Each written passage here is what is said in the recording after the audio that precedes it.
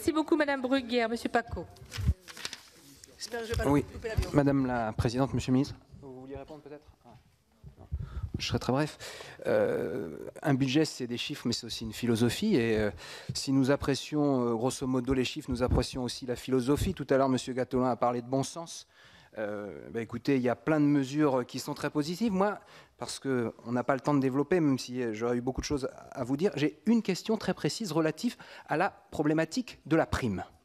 Donc, je suis d'accord avec Madame Billon sur le fait qu'une prime n'est peut-être pas le meilleur moyen d'évaluer une vocation ou autre, mais ma question, elle est différente. Elle est liée au fait que vous allez donner des primes pour fidéliser des enseignants dans des secteurs où ils ont déjà de meilleures conditions de travail qu'ailleurs.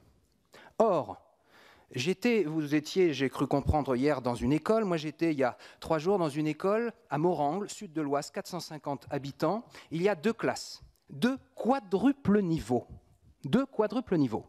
Vous avez beaucoup d'enseignants en France aujourd'hui, notamment en zone rurale, qui vont enseigner devant des classes à double, triple, voire quadruple niveau. Et eux, ils n'ont pas de prime, alors qu'ils ont 2 à 3 fois plus de travail, peut-être, puisqu'ils ont plus d'élèves et plus de niveaux. Alors, est-ce que ça ne mériterait pas peut-être une réflexion et une redistribution de cette idée de prime? Merci, Monsieur Pacaud. Madame... Sur la question de Monsieur le sénateur Pacaud sur la question des primes, alors là aussi, je suis d'accord avec l'esprit de votre question. Prenons garde simplement à ne pas opposer la ville et la campagne.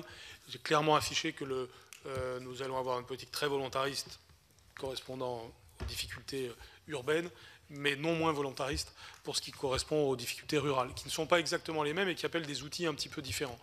Donc sur toute une série de sujets ruraux que vous n'avez pas évoqués, nous avons des idées, nous allons avancer sur cela. Je peux vous assurer vraiment de ma très grande motivation sur ce point. Est-ce que notre système de primes devrait concerner aussi les professeurs en milieu rural? Oui, mais alors, vraiment, comme j'ai peu de temps, je ne peux pas répondre à tout, mais triple ou quadruple niveau n'est pas forcément un problème. Ça nécessite beaucoup de professionnalisme, mais c'est quelque chose qui peut être extrêmement enthousiasmant et pour le professeur et pour les élèves.